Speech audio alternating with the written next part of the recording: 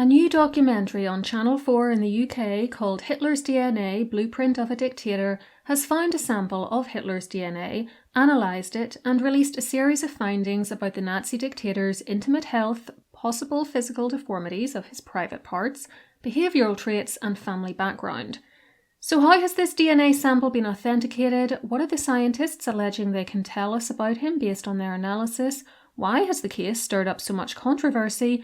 And what information was edited out of the documentary which undercuts some of its most startling claims, while other edits remove information that has the potential to settle a long-running conspiracy theory about Hitler's death? In this episode of History Calling, let's examine the truth behind the new Hitler DNA study and what it does and doesn't reveal.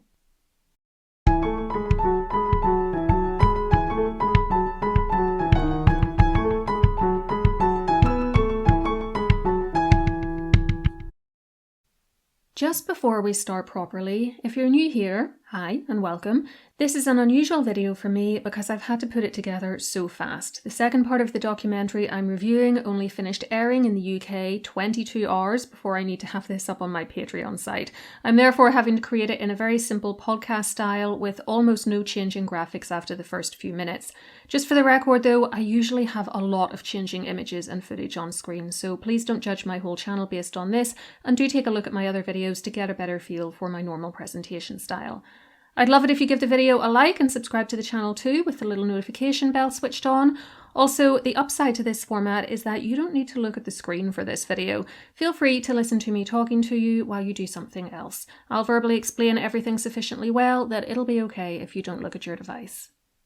Okay, we start on the afternoon of the 30th of April 1945 in Berlin, Germany, where Adolf Hitler and his wife of less than 2 days, Eva Braun, were hunkered down in the so-called Führer bunker near the Reich Chancellery as Allied forces approached. Determined not to be taken alive, they went into a sitting room in that bunker, closed the door, and died in there due to actions taken by themselves. I'm dancing around this topic because YouTube doesn't like it to be discussed, but I'm going to assume you know what I mean, and if you don't, a quick Google search will tell you how they died. Now, the mode of Hitler's death was messy and resulted in significant blood loss, a point which is going to be crucial to this whole discussion. Numerous witnesses saw the bodies and later testified to that fact, and to the fact that, as per Hitler's instructions, the remains were taken outside and burnt in a shell crater in the garden of the Reich Chancellery until they were reduced to charred bones and ashes. 2 days after these events, the Russians captured the bunker and recovered dental remains which have repeatedly been matched to both Hitler and Eva using X-rays and other dental records. Some stories also claim that they took what was left of Hitler and only ultimately destroyed those remains in 1970, but it's hard to know exactly what's true and what's not, as the Russians also claimed for some time that he had survived. Despite these claims, there is in fact excellent evidence that he died on the 30th of April 1945. However, there are nevertheless still crackpot conspiracy theories that Hitler somehow survived and lived in exile for many more years, fueled of course by the misinformation put out by the Russians initially. This will also be an important point which we'll come back to later in the video. Other allies arrived at the bunker not long after the Russians, and among them was an American soldier called Lieutenant Colonel Roswell P. Rosengren, who was information officer to General Eisenhower. Remember his name because he's a pivotal part of the whole story too. You also need to know that photos of the inside of the bunker, including the living room, were taken by life photojournalist William Van de Wert in July 1945. The bunker itself was ultimately destroyed in the late 1950s. Alright, that's your historical background. Now let's get to the Channel 4 documentary, which aired in 2 episodes on the 15th and 22nd of November 2025. It's presented by Professor Turi King, a geneticist best known for her involvement in identifying the remains of Richard III after they were discovered under a car park back in 2012. I'll leave my video all about his corpse linked for you. And Dr. Alex J. Kay, an historian of Nazi Germany who works at the University of Potsdam. There are also a series of talking heads who are interviewed at different stages throughout the show. At the beginning of the first episode, we travel to the Gettysburg Museum of History in Pennsylvania, which holds a swatch of seemingly blood-stained material apparently cut from the settee on which Hitler died by Lieutenant Colonel Roswell P. Rosengren. We also meet his grandson, who confirms the swatch's provenance. Looking at Van de Wert's photo of the settee in the bunker in the summer of 1945, we can see not only that there is a large bloodstain on the arm of the couch, just as eyewitness reports to Hitler's death confirm, but also that the swatch matches the pattern on the sofa. The sofa in its entirety depicted a repeating scene of men wearing crowns next to what appear to be stags rearing up on their hind legs and various plant motifs with leaves. The pattern on the swatch is a section of floral motif, and though it doesn't match the pattern on the arm of the settee where the most obvious bloodstain is, I think it likely matches a section on the cushion of the settee where Hitler was sitting and which isn't very clear in Van de Wert's image. Certainly, we can see that it does show a little piece of pattern which matches what we see on other parts of the settee, but it has one very straight edge which makes me think it comes from the edge of a cushion. Now, the documentary doesn't actually explain where on the settee they think the swatch came from, nor how it ended up in the Gettysburg Museum, but I found an article on CNN's website and another on the museum's own site which say that it stayed with the Rosengren family until 2014 when they put it up for auction and it was bought by the museum for $16,000. I found this provenance and the preponderance of evidence from Van de Wert's 1945 photo, the known position of Roswell P. Rosengren, the testimony of his grandson that Roswell did indeed take this swatch from Hitler's sofa, though he doesn't know exactly when that happened, but it must have been after Van de Wert's photo because the sofa is clearly intact in that, and the sale of the artifact from the family to the museum, convincing. I think this really is a swatch from Hitler's sofa, most likely taken in the latter half of 1945. The documentary makers have a man called Danny Helwig from Intermountain Forensics take a tiny piece of the fabric for testing. These tests established that the stain on it is indeed human, male blood, which is degraded enough that it plausibly dates to the mid-1940s. A genome is established, but it has gaps, or pretty good coverage, as Professor King puts it. As Hitler's body was destroyed and is not available for testing, in order to have something to compare the DNA on the swatch to, they had to find the DNA of a male line relative who would share Hitler's Y chromosome, which is passed down from father to son. There is no mention of the teeth, which have been very convincingly identified as Hitler's and which are held in Russia. They might not be able to yield DNA anyway due to damage from the fire which incinerated the rest of the corpse, but I thought the documentary should have acknowledged their existence, even if only briefly. If you'd like to learn more about them, I'll leave a Smithsonian article linked below for you, which looks at tests run on them in 2018. Now, the documentary does not introduce us to any male line relative of Hitler's. Instead, we hear about a man who claimed in the 1970s to be Hitler's son, and who was eventually exposed as a fraud after a Hitler relative provided a DNA sample in the 2010s, which was compared to the DNA on stamps licked by the supposed son of Hitler. This comparison showed the genuine Hitler relative and the fraudulent claimant weren't related. It is that anonymous male relative whose DNA is used as a comparison for the DNA on the swatch. I have no idea if the man who provided it gave permission for his genetic material to be used as part of this project, and if he didn't want it to be, this is a good example of why you need to be careful about handing out your DNA. See my video all about why at-home DNA testing kits can be a very bad idea in my opinion. I'll leave it linked for you. It will probably come as no surprise to you when I tell you that the Y chromosome from the DNA on the swatch matched that of the male line relative of Hitler's, otherwise there wouldn't have been any point to this documentary. The documentary doesn't spell it out, but this effectively rules out the possibility of a false paternity event for that male line relative. In other words, I don't think we need to worry that his mother or grandmother had an affair and he's not a genuine member of the Hitler family by blood, because unless the affair was with another member of the Hitler family, he wouldn't have a Y chromosome that matches with a reputed bloodstain from Hitler. It also means that the chances that the bloodstain on the settee came from anyone else are vanishingly small, as there is absolutely no indication that any male relative of Hitler's got into the bunker and bled on the couch.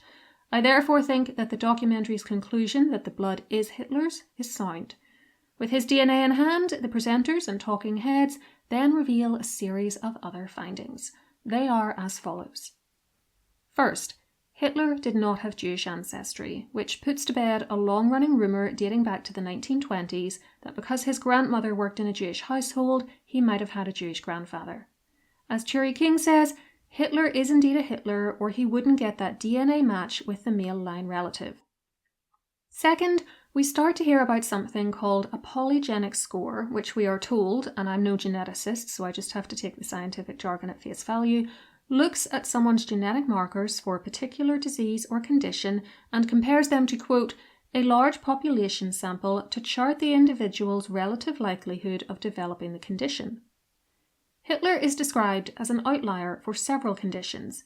His polygenic score for ADHD is, quote, higher than the average, and this would, quote, increase the risk for ADHD. Using polygenic scores, the scientists suggest that his possible genetic propensity for ADHD might explain things like his poor school reports, ability to focus very strongly on certain things which interested him, hyperactivity, and difficulty socializing. Third, they looked at his score for autism, which was so high it puts him in the top 1%. The scientist being interviewed about the results, and I'm sorry if I pronounce her name or her university incorrectly, Professor Dita de Montis, a psychiatric geneticist at Aarhus University in Denmark, says it suggests quite a high probability that he might have had some autistic behaviours or symptoms of autism. Fourth, his score for antisocial behaviour, which we are told is, quote, a measure of psychopathy, is in the top 10%. Most of the rest of the episode looks at how well Hitler's known behaviour might align with diagnoses of these various conditions. There is an effort at balance, though, as we have clinical psychologist Professor Simon Baron-Cohen, who is an autism expert and who cautions that we can't reduce his behaviours to these diagnoses. He also says that going from biology to behaviour is a big jump and makes the important point that by looking at genetic results like this, there's a risk of stigma. People out there might feel, is my diagnosis being linked with somebody who did such monstrous things? The vast majority of these individuals do not do bad things. We've just got to keep that in mind so that it doesn't become out of balance. It would be very easy for people to look at this result and say, was the whole of Hitler's behaviour to do with autism? And I think that would be the wrong conclusion to draw. The risk is reductionism down to genetics when there are so many other factors that could be playing a part. We know that genes don't operate in isolation. They operate in an environment. Dr. K notes that Hitler experienced an unusual level of suffering in his childhood. This included an abusive alcoholic father and the early deaths of most of his full siblings, plus both his parents in his teens. Baron-Cohen thinks such factors are much more relevant to understanding why someone grows up with hate and anger rather than genetics. The two interplay. The narrator also notes that autism and ADHD do not explain Hitler's later cruelty, though maybe psychopathy does. We also get a snippet of psychiatrist Michael Fitzgerald saying that autistic people can have very black and white thinking, which can make them vulnerable to extreme groups.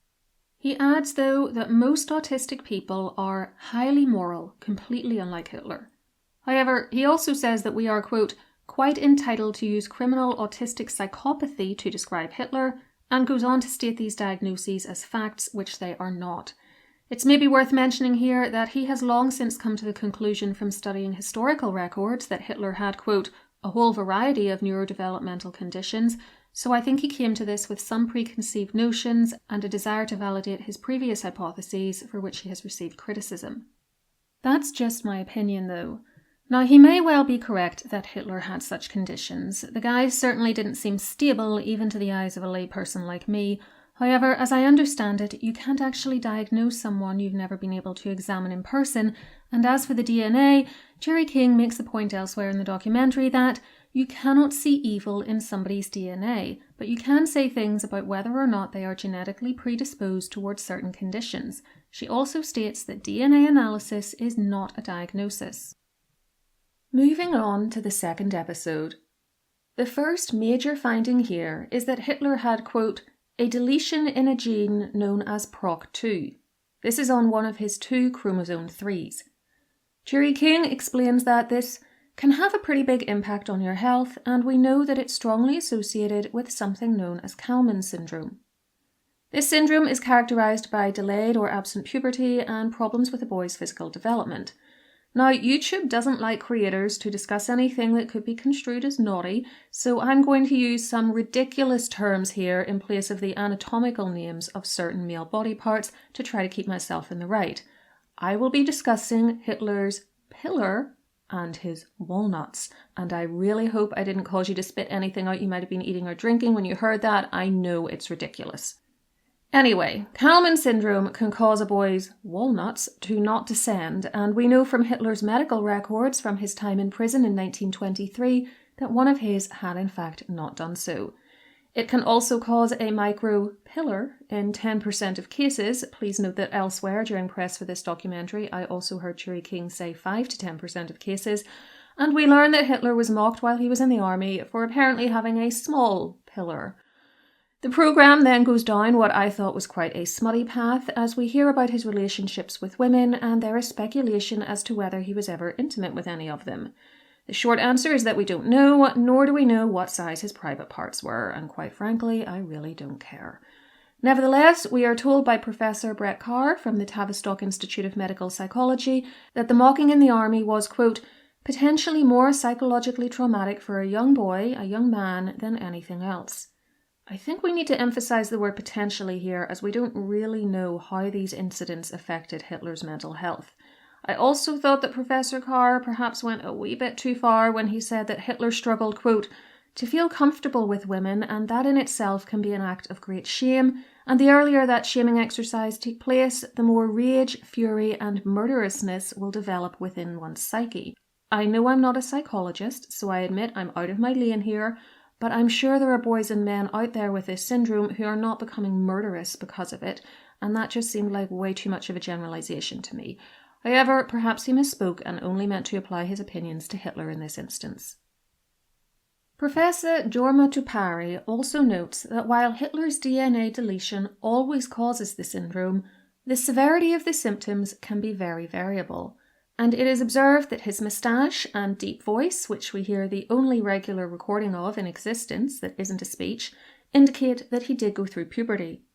There is a lot of discussion about his lack of interest in women, yet we also hear about 7 women with whom he seems to have had some sort of romantic interest or encounter, including his half-niece Gelly, yes, Hitler was into incest, and of course Eva Braun, both of whom came to similarly tragic ends thanks to their relationships with this man. There is some speculation that his doctor's decision to treat him with testosterone injections might indicate a problem in the bedroom department. However, apparently such injections were also used to treat things like fatigue, loss of libido, and to increase muscle mass. So there are really quite a lot of conflicting pieces of evidence and alternate explanations for many of the suppositions put forth in this show. Finally, the fact that Hitler's doctor supposedly smelt bad to other people, but not to him, is used as another indication of Kallmann's because this can affect a person's sense of smell. Moving on to the other findings. We head back to polygenic scores to learn that Hitler scored very highly for schizophrenia. His score puts him in the top 1% of people, and also had a second cousin with the condition, which can run in families. The cousin, by the way, was killed as part of the Nazis' determination to eradicate anyone they thought wasn't good enough.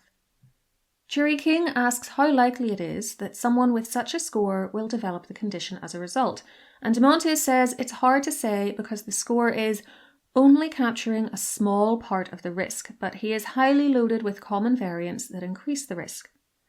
The narrator calls it an increased risk of developing schizophrenia, but then says that actually he would never be diagnosed with it today as he did not have the symptoms of hallucinations and delusions.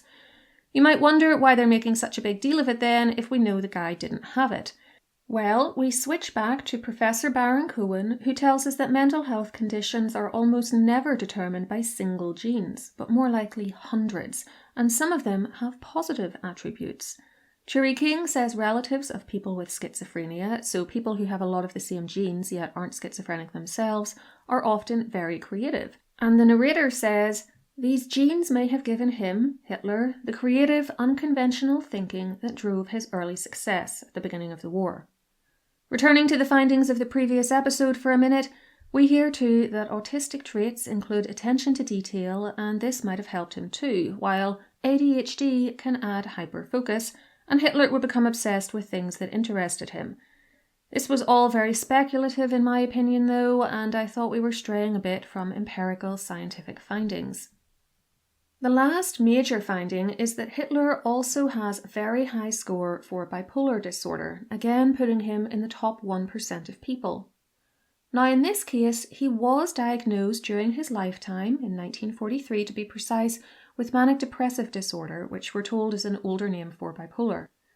This score is therefore not surprising to me, and the documentary maybe didn't need to spend as long as it did exploring how his actions and mood swings support a diagnosis of bipolar disorder, given that apparently we already knew he had it and this is old news. The final quarter of the show was more like a summary of historical events from D-Day to Hitler's death, some of which had already been discussed in episode 1, and I thought it could have been mostly cut out. In fact, in my opinion, the whole double-episode documentary probably could have been brought down to one 90-minute episode.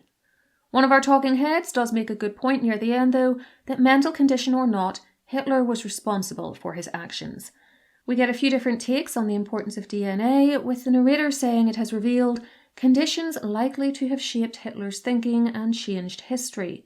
Dr. K making the argument that these results will change how we think about Hitler and, quote, add a new layer of understanding of him, and Professor Baron Cohen reiterating that our behaviour is a complex mix of genes and environment, and looking at anything that could give us answers becomes part of the picture. Okay, so those are the major claims made by the programme.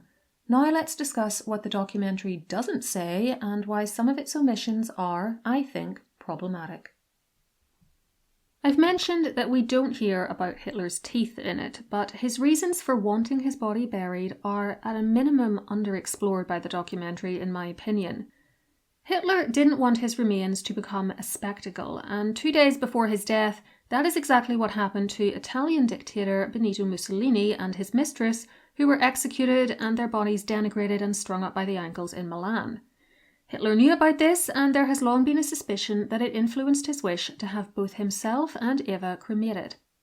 The documentary strongly insinuates that he wanted to be burnt to hide his health conditions, though it makes no mention of Mussolini, with Professor Thomas Weber, an historian of the University of Aberdeen, instead stating that he didn't want there to be anything left which would, quote, contradict the artificial version of himself that had been created.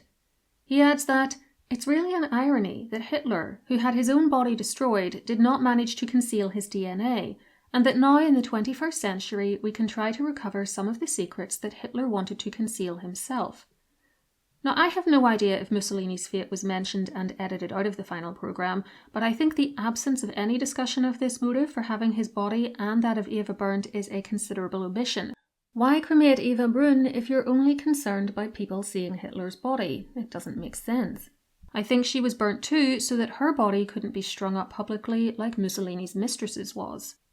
In a long statement posted online and linked below for you, the Gettysburg Museum of History, which holds the swatch from the couch you'll recall, has also raised a number of issues with the way in which the show presented the information found and also with what they left on the cutting room floor. In particular, they claim that a 100-page forensics report was produced for the production team, which looked at, quote, blood dispersion, transfer pattern, surface penetration, and microscopic particulates on the swatch. It concluded that, quote, the stain resulted from a close-range GSW. The pattern was consistent with a person collapsing onto the couch immediately after being shot. The distribution did not match staged blood droplets, ruling out hoaxes or Soviet fabrication theories.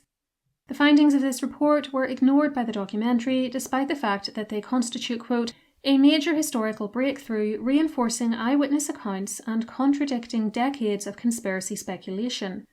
Now, if this is true, then I'm with the museum. If the findings are valid, then they help to further discredit the theories that Hitler lived, and I too can't understand why the decision was made to keep them out of the programme, yet there was plenty of time to speculate about possible but unprovable mental health conditions and the size of his boy bits.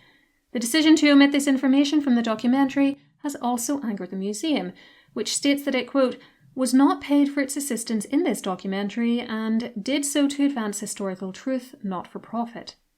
This anger stems from the fact that its curator, Eric Dorr, apparently agreed to assist in the making of the show on one condition, and that was to prove that Hitler died in the bunker at his own hand, yet this was left out, as were most of his filmed contributions. The museum also points out that the entire project to establish and identify Hitler's DNA actually unfolded over the course of 8 years, and the swatch had to be tested 4 times, which is, quote, far more than suggested in the documentary. Again, if true, then I also think this bore mentioning in the programme, and I can understand why they're angry that they provided free access to their artefact, including destructive testing of it, and assisted the production as much as they did, only for their main request to be ignored and the documentary and subsequent news coverage to instead focus on sensationalist but largely speculative medical diagnoses. Another thing that I thought was worth a mention, given that this is a study of Hitler's DNA, is the fact that he was slightly inbred, as his parents were first cousins once removed, but that wasn't discussed. One of the biggest issues for me, though, was something which came up when I watched an interview with Turi King and Alex Kay on the New Scientist YouTube channel. In it, Professor King mentioned that despite his polygenic scores, which put him in the top 1% of people for autism, bipolar disorder and schizophrenia, and that's extremely unusual to score so highly for all 3, Hitler only had a 5% chance of being diagnosed with any of them. By the way, no, I don't understand either how you can be in the top 1% of a population sample for certain conditions, but only have a 5% chance of being diagnosed with them. This is where my lack of a scientific background is limiting, and so I can only parrot what I heard in the interview. Anyway, this 5% statistic is not mentioned in the documentary, yet I think it is vital and would have made the messaging of the show clearer. I think you could leave that programme, as I did, with the impression from the stats which were given that his chances of having such conditions, barring the schizophrenia, which we were explicitly told he didn't have, were much higher than that.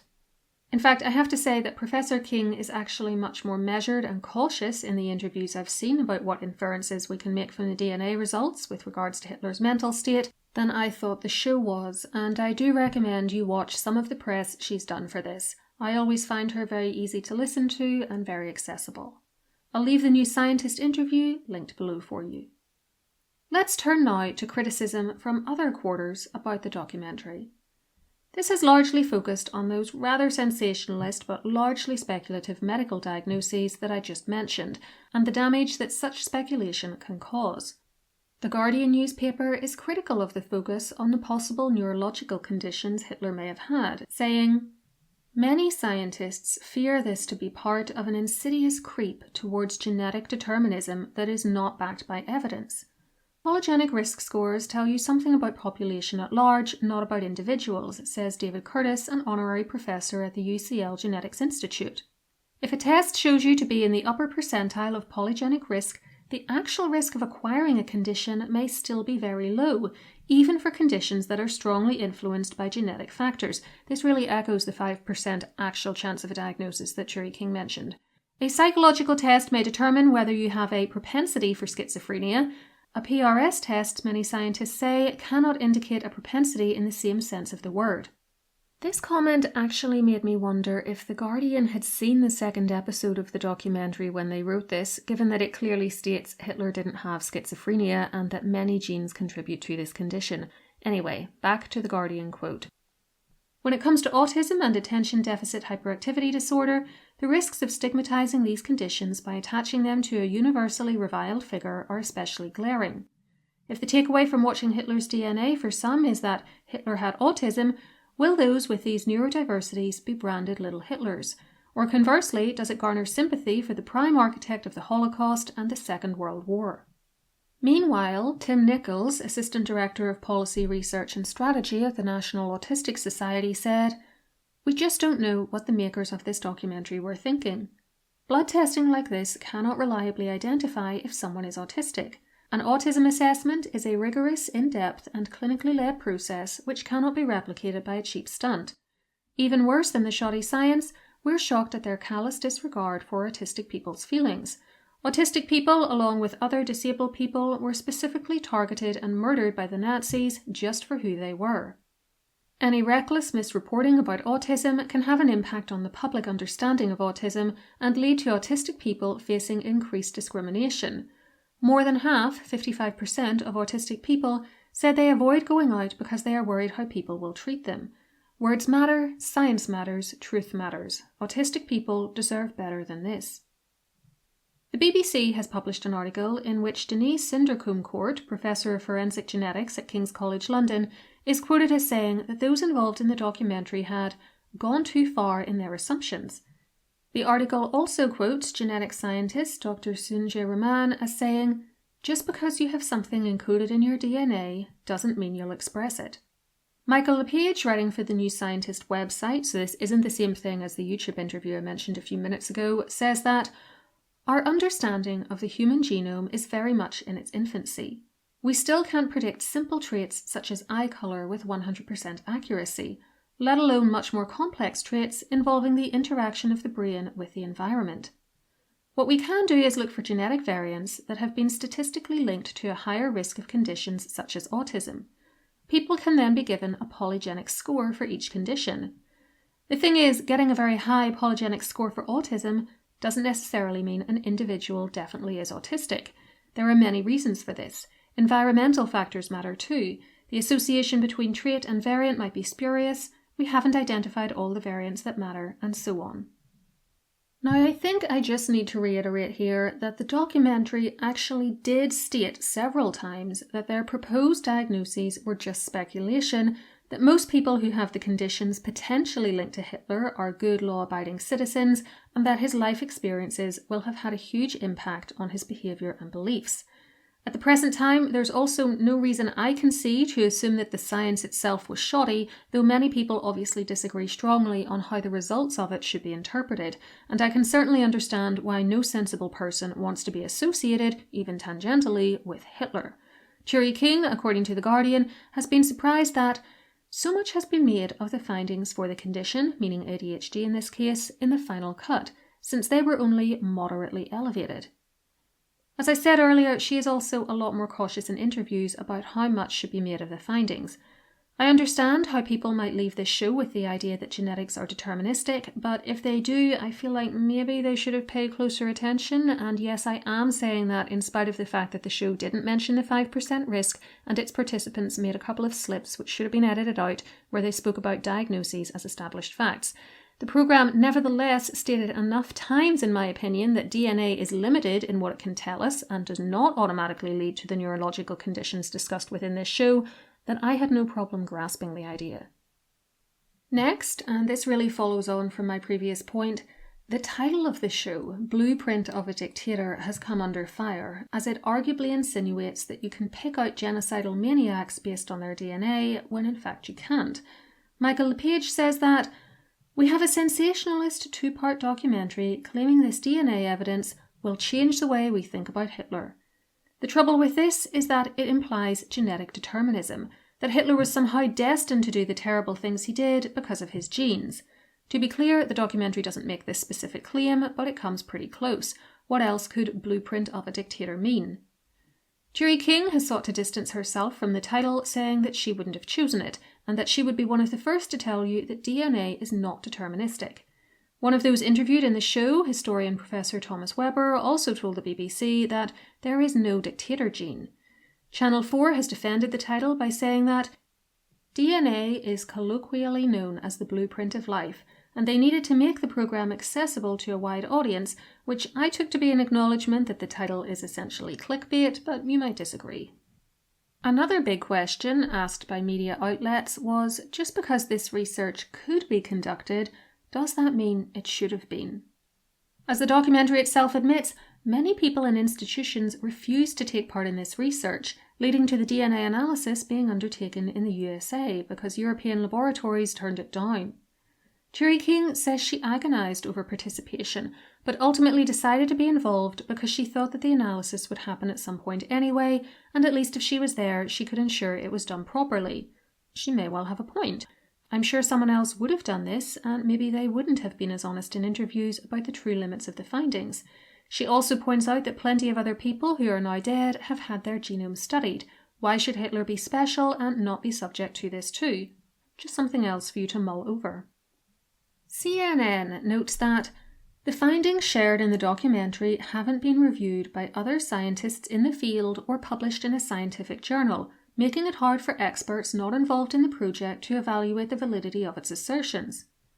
Now, Professor King is publishing a peer-reviewed paper on the results. In fact, that 5% chance of Hitler being diagnosed with things like autism or bipolar disorder is actually a stat which she said in the New Scientist interview will appear in the paper. However, it has not been released yet as of the time of making this video, and the production did not wait for it to be available, apparently because it takes too long for academic papers to get published. And to be fair, it can be an incredibly slow process lasting a couple of years, but a scientific paper in a well-respected journal might have helped them to deflect some criticism. I'd like to finish with an excellent point made by Michael LePage about Hitler, the Holocaust and World War II, which also echoes something I remember hearing in a lecture I attended at university about the Holocaust. That is the idea that all of this death, destruction, torture and misery can be traced to this one man, implying that if we can just understand him, we can avoid problems like these in the future. This isn't true. Hitler didn't operate alone. He needed an awful lot of support and help to enact his plans, and he got it. Tens of thousands of people, maybe more, did disgusting, depraved things of their own free will, and given the numbers involved, I don't just mean members of Nazi high command. So-called normal people drove the trains out to the concentration camps, turned in their Jewish neighbours so they could then loot their possessions, turned a blind eye and nose to the smoke plumes and stench coming from the concentration camps near their homes, and many other atrocities.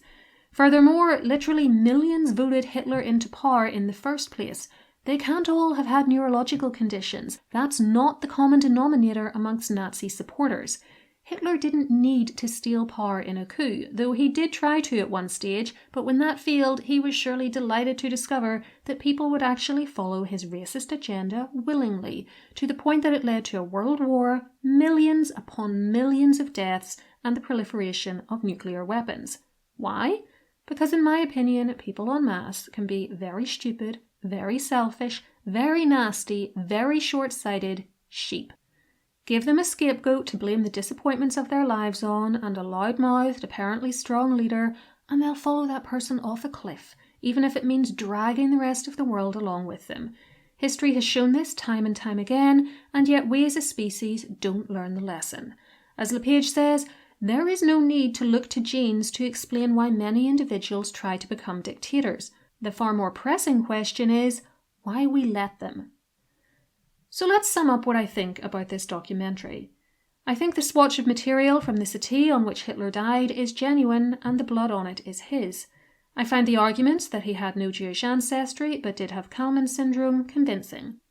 I don't think we really know what size his private parts were, nor do I care or think that a lengthy discussion of this issue or his private life with his various love interests, if we can call them that, as I don't know that this guy was even capable of love, changes our view of the Second World War or of Nazi atrocities.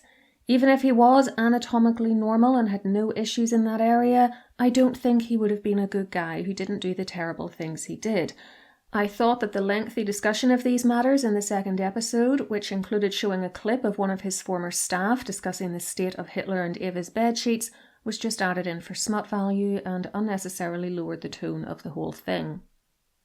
I find the arguments about what his DNA can tell us about his possible mental conditions to be speculative, but to be fair, the documentary does not usually claim otherwise, apart from the odd comment by a talking head which arguably should have been edited out. They don't admit to just how low the chances that he would have been diagnosed with autism or bipolar disorder are, though, at just 5%, and I think that was a serious omission. Nevertheless, the overall thrust of the programme is that we're in the realms of speculation here, and I can understand the argument that it's not right to ignore evidence that Hitler had one or more disorders just because people who definitely have them don't want to be associated with him. That would be cherry-picking the evidence and potentially airbrushing history. I just think the documentary could have made it clearer what the real limitations of the genetic results are. Personally, I also think they lean too heavily into the neurological condition angle at the expense of other information, like the details of the forensics report, which helped to further crush the conspiracy theories that he lived after the 30th of April 1945. I also think they leaned into the smutty aspects of the Kallmann syndrome symptoms more than was necessary, and that they under-examined the reasons he wanted his body destroyed.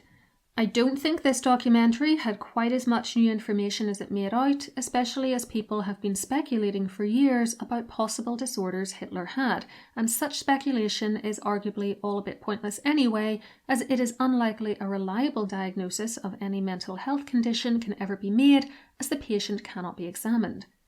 It was an interesting enough one-off watch though, and I don't think it's the hack job that some critics are making it out to be, though I didn't like the use of completely unnecessary AI videos of a young Hitler. But I also didn't feel that it changed my understanding of this man or my view of him, despite the promises it made at the start. If you get the chance to see it, by all means do so, but I advise you to watch it in conjunction with the New Scientist interview with Professor King and Dr. K, and to read Turi King's article when it comes out, which I plan to do. The only other point I'd like to add before I finish is something Professor King said, which is that Hitler, with all his warped ideas of racial and blood purity, was genetically inferior by his own standards and would have had to send himself to the gas chambers. I thought that was interesting. I've left a lot of the sources I looked at for this video in the description box for you, and I do encourage you to take a look at them. Remember, you can join my YouTube channel membership for perks including member-only posts and badges next to your name in the comments, or find me on patreon.com/historycalling for even more bonuses, including early access to ad-free videos and extra podcasts. This week, for instance, I'm providing a podcast looking at Hitler's death in more detail based on eyewitness reports from those who were in the bunker with him, and including details I couldn't share on YouTube. It's a great little community we have over there, and I think you'd enjoy being a part of it. For free extras from me, join my mailing list on my website, historycallingofficial.com, and you'll get 2 complimentary downloads right away about genealogy and spotting bad history books, plus my newsletter.